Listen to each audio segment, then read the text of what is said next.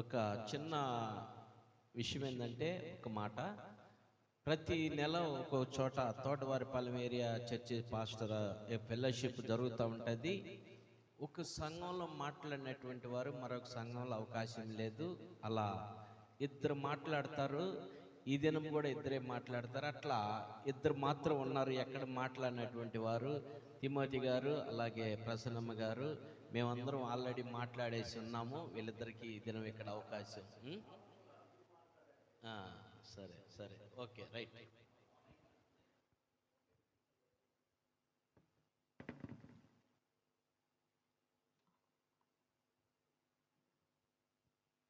హల్లెలూయా, హల్లెలూయా. నిజంగా ఈరోజు దేవుడు, నేను అనుకోలేదు, కానీ కొంచెం పరిస్థితి వల్ల రాకూడదని కూడా అనుకున్నాను. ఫోన్ చేస్తున్నారు, అన్ని చోట్లకి వెళ్దామని ఆశ, కానీ పరిస్థితులు అనుకూలం లేనందువలన రాలేకపోయాను. ఈరోజు మా పాస్టర్ గారు, నేను పడుకున్నాను, ప్రార్థనకి వెళ్దాంలేమ్మా అన్నాడు. కానీ కొంచెం పని ఉండి టౌన్కి వెళ్ళాడు, నన్ను ఇక్కడ వదిలేసి వెళ్ళాడు. ఏది ఏమైనప్పటికీ మరి నాకు మెసేజ్ ఇస్తారని, నేను ఇక్కడ చెప్పాలని నా ఆలోచనలో కూడా లేదు. ఇదంతా కూడా దేవుని యొక్క ఏర్పాట్లో జగత్పునాది వేయబడక ముందే ఇలాగా జరగాలని దేవుడు ఆయన చిత్తమై ఉద్దేశం ఉన్నది కనుక కొంత సమయం అట్లాగా ప్రార్థన చేసుకుందాం. కొన్ని నిమిషాలు వాక్యానికి ముందుగా కొంచెం ప్రార్థన, నన్ను నేను సిద్ధపాటు కొరకు ప్రార్థన చేసుకుందాం. స్తోత్రం దేవా, పరిశుద్ధుడా, నమ్మదగిన దేవా, ఆశ్చర్యకరుడా, ఆలోచనకర్త,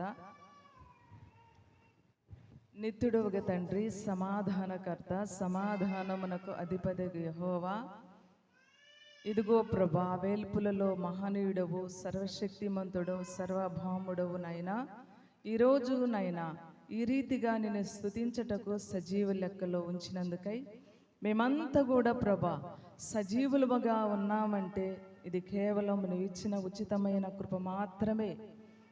మా యొక్క తెలివి కాదు, మా జ్ఞానము కాదు, కానీ ప్రభా నీ జ్ఞానముతో మాత్రమే నన్ను అయా మమ్మలను బ్రతికించి ఈరోజు నీ సన్నిధిలో గడపడానికి నువ్వు ఇచ్చిన కృపకై వందనాలు స్తుతులు చెల్లిస్తూ, దేవా నన్ను ఈ దీనదాసురాలను నన్ను కూడా ప్రభా నీ నోటి బోరగా నన్ను వాడుకోమని, నన్ను నేను తగ్గించుకుంటూ నీ నామాన్ని హెచ్చిస్తూ, నైనా నీ యొక్క దాసులు నైనా నాకంటే గొప్పవాళ్ళు, జ్ఞానము కలిగిన వాళ్ళు, వారి ముందు మాట్లాడడానికి నాకు కావలసినంత జ్ఞానమును, కావలసినంత ధైర్యమును దయచేసి నీవే మాట్లాడమని, నైనా మాట్లాడేది నేను కాదు ప్రభా, నీవే మాట్లాడి మహిమయు ఘనతయు ప్రభావాలు పొందుకోమని నజరుడైన యేసుక్రీస్తు పరిశుద్ధ నామములో ప్రార్థన చేసి అడిగి వేడుకుంటున్నాము తండ్రి.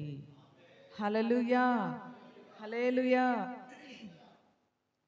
ప్రియమైన దేవుని బిడలారా, దేవుని వాక్యాన్ని చూద్దాము. కీర్తనల గ్రంథము, కీర్తనల గ్రంథము, దావీదు రచించిన కీర్తన గ్రంథాన్ని మనం చూద్దాం. 23వ కీర్తనలో దావీదు ఇలా అంటున్నాడు కదా, చదువుకుందాం. 1 నుండి చదువుదాం. యెహోవా నా కాపరి, నాకు లేమి కలుగదు, పచ్చిక గల చోట్లను ఆయన నన్ను పరుండ చేయుచున్నాడు. చాలు చాలు, తర్వాత ఈ వాక్యాన్ని చదువుకుందాం. ముఖ్యంగా దావీదు యెహోవాను కాపరిగా ఏం చేస్తున్నాడు? యెహోవా నాకు కాపరి. దావీదుని ఎవరైనా గొర్రెల కాపరి ఉన్నారంటే మనం ఎవరిని చెప్పేస్తాం? దావీదుని అంటాం. గొర్రెల కాపరి దావీదని అంటాం. కానీ దావీదు గొర్రెల కాపరి దావీదైతే, దావీదుకు కాపరి ఎవరు? దేవుడు. హల్లెలూయా, హల్లెలూయా. మనకి కాపరి ఒక అతను ఉన్నాడు. ఆయన పేరు నజరేయుడైన యేసుక్రీస్తు. ఆయనను దావీదు ఎంతగా ప్రేమిస్తున్నాడు, ఎంతగా ఆస్వాదిస్తున్నాడు.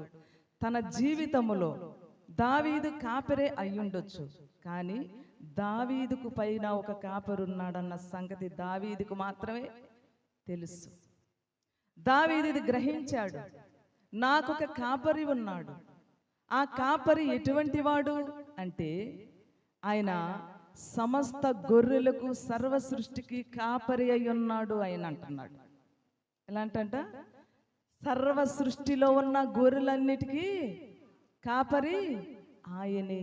ఒకరోజు దేవుడు నాతో ఇలా మాట్లాడుతూ ఉన్నాడు.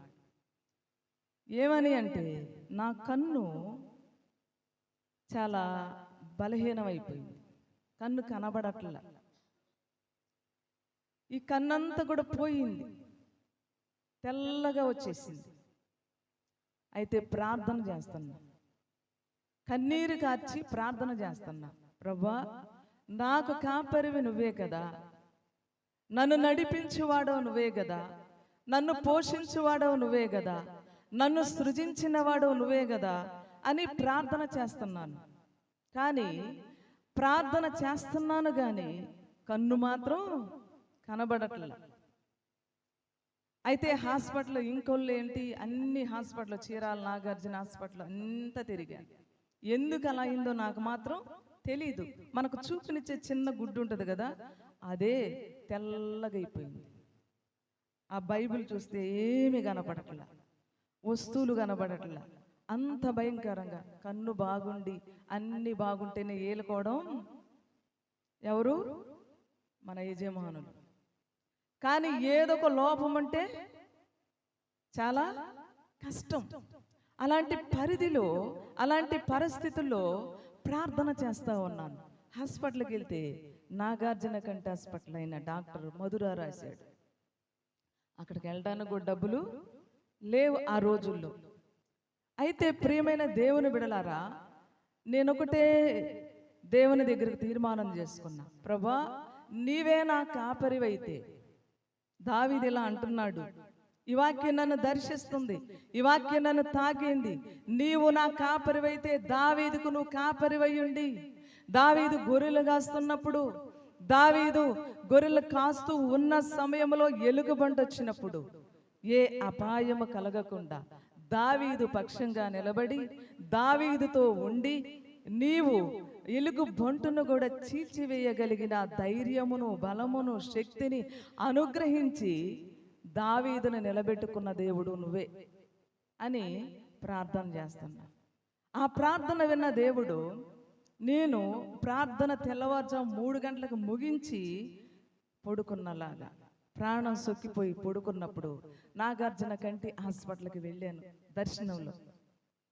అక్కడికి వెళ్ళినప్పుడు డాక్టర్ గారు అంతా చూసి, అమ్మా, కన్నైతిక రాదు.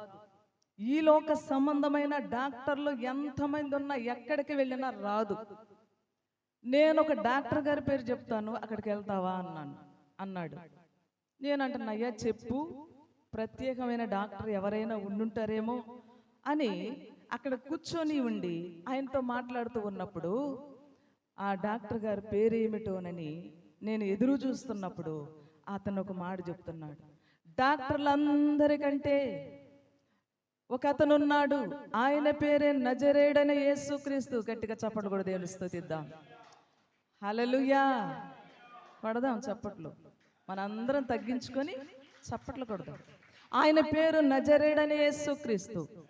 డాక్టర్లందరికంటే పైనున్నవాడు, వారికి జ్ఞానం ఇచ్చినవాడు, వారిని సృజించినవాడు, వారిని ఈ భూలోకములో స్థిరపరిచినవాడు అని ఆ మాట చెప్పినప్పుడు నేనంటున్నాను, అయ్యా, ఆ డాక్టర్ గారు నాకు తెలుసు.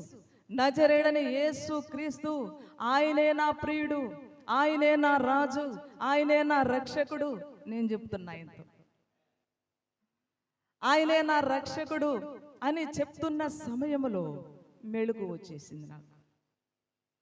చూస్తే పక్క మీదే ఉన్నాను. క్రమక్రమముగా దేవుడు కంటిని ఎక్కడికి వెళ్ళకుండానే ₹1 లేకుండానే దేవుడు ఏం చేశాడు? మంచి చూపునిచ్చి స్వస్థపరిచాడు. చప్పట్లు కూడా దేవుని స్తుతిద్దాం. హల్లెలూయా. ఇదంతా ఎందుకని ప్రభువుని అడుగుతున్నప్పుడు, కళ్ళు లేని వారికి, కంటి బలహీనత, శరీర రోగాలతో ఉన్నవారిని బాగు చేయుటకు, వారి కొరకు కన్నీరు కారడానికి, వారికి నీవు ఒక మాదిరి, ఒక మార్గదర్శిగా ఉండుటకి ఈ పరీక్ష నీకు పెట్టానని దేవుడు నాకు తెలియపరిచాడు. అందుకనే యెహోవా మనకు కాపరిగా ఉండాలి. మనము సంఘానికి కాపరులుగా ఉండి సంఘములో ఎంతో ఇదైపోతూ ఉంటాం. మనదేమీ లేదు. దావీదు అంత గొప్ప రాజు అయి ఉన్నప్పటికీ యెహోవాను కాపరిగా తన ముందు ఏం చేస్తున్నాడు? యెహోవాను మాత్రమే కాపరిగా నిలబెట్టగలిగాడు. అందుకనే దినమునకు 3 సార్లు ప్రార్థన చేసేవాడు దావీదు. ఎలాంటి వాడు? రోజుకి ఎన్నిసార్లు? సేవకుడు ఈ రోజుల్లో అలాంటి ప్రార్థన చేస్తున్నాడా? ఆనాటి దినాల్లో 3 సార్లే కాదు, దినమంతా కూడా ప్రార్థనలో గడిపారు. కాబట్టి అందుకనే సేవకుడు నిలబడితే స్వస్థత జరిగింది. సేవకుడు నిలబడి వెళుతూ అక్కడ నిలబడి అలా చూస్తూ ఉంటేనే పక్కనున్న వాళ్ళు రక్షణ పొందారు. ఈరోజు సేవకుడు ప్రార్థనలో ఉండటంలా, రహస్యంగా దేవునితో గడపటంలా, దేవుని సన్నిధిలో ప్రార్థనలో దేవునితో ఏం చేయబడట్లేదు? సహవాసం చేయట్లా. అన్ని రకరకాల కూడికలకు, రకరకాల ముచ్చట్లకు ఎక్కడ చూసిన సేవకులు చీరల్లో అక్కడక్కడ కనబడుతున్నారు. నేను చూస్తున్నాను. సేవకుడు ఏం చేయాలి అంటే కాపరితో, పరలోకమందున్న కాపరితో కనెక్ట్ అయ్యి ఉండాలి. ఆ కాపరి చెబితేనే బయటికి మనం వెళ్ళాలి. అప్పుడే దేవుడు కార్యాలు నీ పక్షంగా నిలబడి, దేవుడు దావీదుకు గొర్రెలను ఎలాగా స్థిరపరిచాడో, దావీదును ఎలా స్థిరపరిచాడో, దావీదును ఎలా ఘనపరిచాడో, దావీదును ఎలా ఆశీర్వదించాడో, ఈరోజు నిన్ను ఆశీర్వదించాలి అంటే దావీదు వలె నువ్వు ముందు అడుగు వేయటల్లా, దేవునితో కనెక్ట్ ఉంటల్లా, దేవుని కొరకు జీవించట్లా, దేవుని యొద్ద కనిపెట్టి ప్రార్థనలో ఉండడం లేదు. అందుకనే నీవు ఒక్క కార్యము కూడా చూడలేకపోతున్నావు.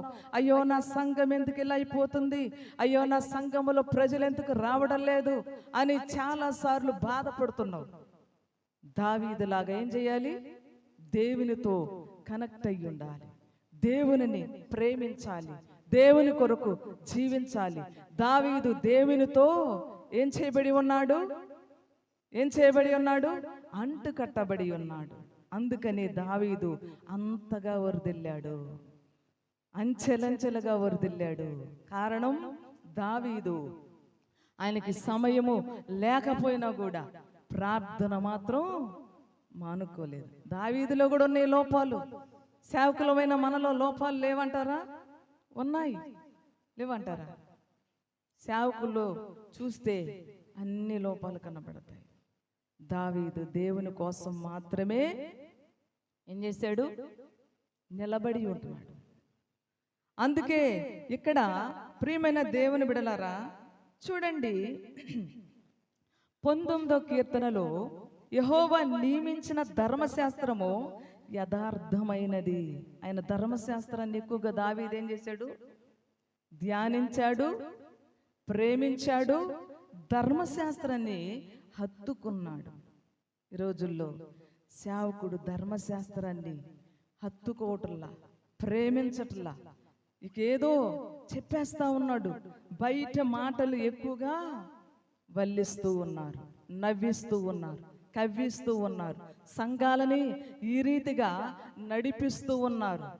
దావీదు ధర్మశాస్త్రములో నిలబడి దేవుని వైపు చూస్తున్నాడు, దేవుని ధర్మశాస్త్రాన్ని ప్రేమిస్తున్నాడు, దేవుని ధర్మశాస్త్రాన్ని పఠిస్తున్నాడు, దేవుని ధర్మశాస్త్రాన్ని హత్తుకుంటున్నాడు, ప్రేమిస్తున్నాడు. ధర్మశాస్త్రములో నిలిచిన ఆ యొక్క మహిమ కలిగిన కృపలను పొందుకుంటున్నాడు.